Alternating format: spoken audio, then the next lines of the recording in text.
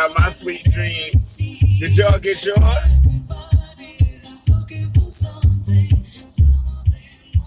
The Knicks are officially in the playoffs. Not the play in, ladies and gentlemen. The play off. Sixth seed, fifth seed, fourth seed, don't matter. Whoever we face in the first round will know we was there. And big shouts to my man Dolan J. Big shouts to Leon Rose, Tom Thibodeau, Wild West, World Wide West, Scott Perry, the amazing Scott Perry, who had the insight to bring Julius Randle into the building.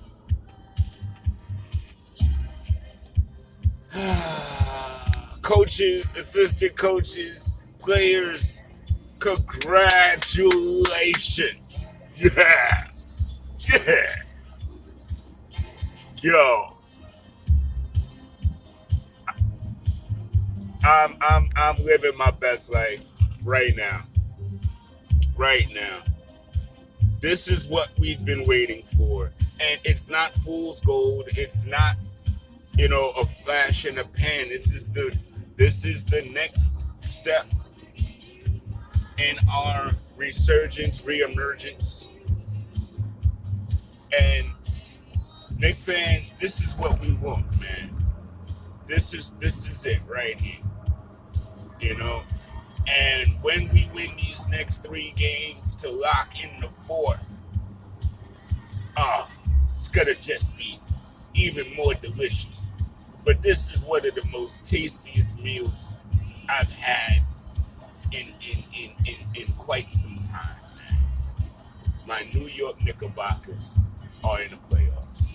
And not the 8th seed, not begging to get knocked out by the number 1 seed. No. This is what working hard work, this is what determination, dedication, and putting in the time. This is the reward for that. You know what I mean? This is the payoff. This is RJ's payoff. This is Julius's payoff.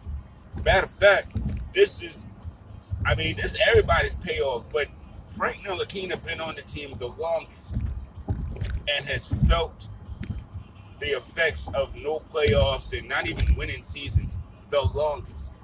He has got to be ecstatic right now. You know what I mean? I'm very happy. I'm very, very proud of the team and proud of my Knicks. Knicks all day, Knicks all night. Oh, man, y'all. This is what we signed up for, man. And I don't care if we get bounced out early and none of that. I mean, as long as we don't get swept, I'm cool. You know what I mean? But we're there. And that only speaks to the fact that we should be there next year, too. And we should be there even stronger next year. But this also gives us an opportunity, as I said months ago, to really evaluate this team, who we have as constituted. I was talking to somebody yesterday, and they were telling me how Burks and Noel are going to command bigger contracts in the offseason. And my answer to that is, why are we afraid of paying our players? Because quite honestly, I don't want those 2 guys to go just yet. I understand and all that. Give them another 1-year deal, see what we can do. Because I feel like if we keep this team together 1 more year and add a piece or 2, dare I say, if we get Kyle Lowry, for example, because there was a big debate about Kyle Lowry and Lonzo Ball and all that, and at the end of the day, I am not sold on anybody, but I am a tad bit more sold on a veteran than I am a guy who has potential. We already got guys with potential, and now we need guys that are proven to help the guys with potential reach it. You know what I mean? And that's just my opinion. I mean, at the end of the day, whatever the front office does, they do, and I will wholeheartedly supporting. They've done everything right so far, and I literally have no reason to question them. You know what I mean? These guys have taken one season, and in one season, they've literally made the Knicks great again. I mean, it's not about stars for us. It's not about, getting the top free agent like these pundits keep trying to do. It was always about playing together, playing as a unit, understanding what we're playing for, and then going out and handling our business. And we finally got a coach that understood that and knew how to coach that. And look at the results. You know what I mean? So I got my Annie Lennox rocking with my Eurythmics stuff, greatest hits. If y'all ain't up on Annie and them, that's your fault. But Coach Foz here to teach the children. So I put you on to the most marvelous, most wonderfuls. But I will say this. It is time for my Knicks. It is time for the real New York team.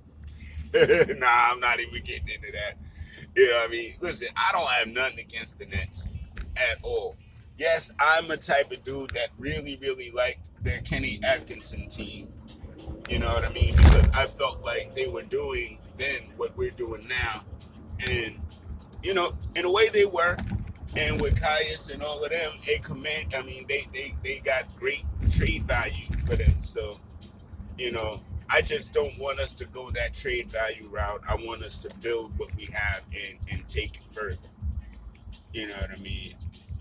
But I don't got nothing against the Nets, man. I wish them all the best. You know what I mean? All the luck in the world, man. That's just how I am. I'm in a great mood, man. The Mets freaking won 7 games in a row, guys. So I'm just all over the place happy. You know what I mean?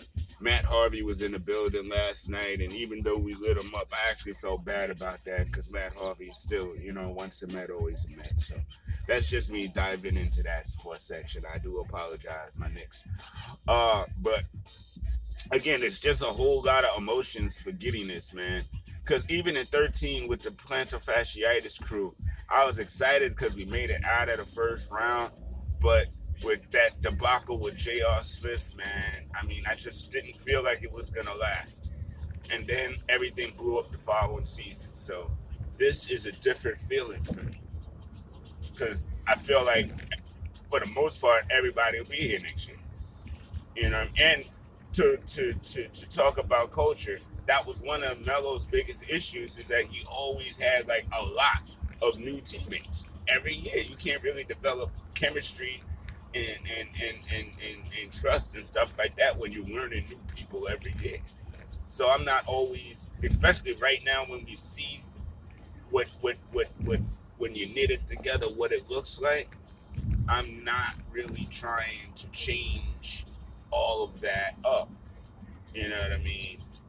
And for what? What if we bring in these guys and then we're not better than we were?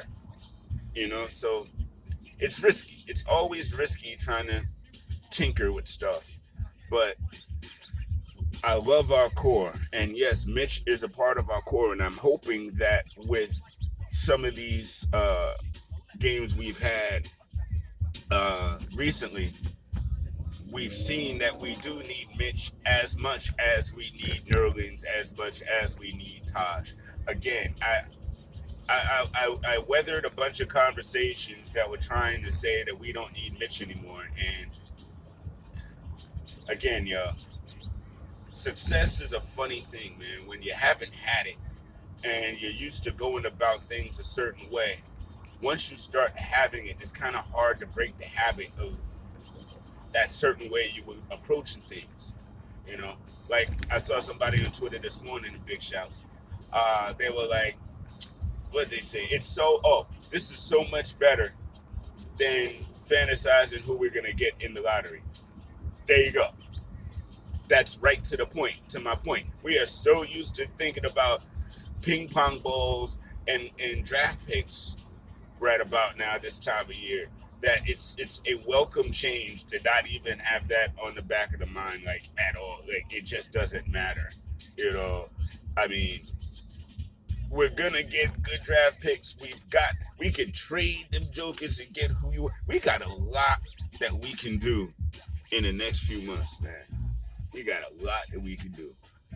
One thing we're not doing this week, though, entertaining exit interview stories and stuff, because our season isn't over yet. And I want them to set it off. Tell them, King. I'm a man with soul and control and effect. So what the heck? Rock the discotheques and this groove is what's next. Attack, react, exact, the map, I'll move you with. A song as long as you move to it. I keep the crowd loud when you hype. Yes, this is playoff music. Let's go, Knickerbockers.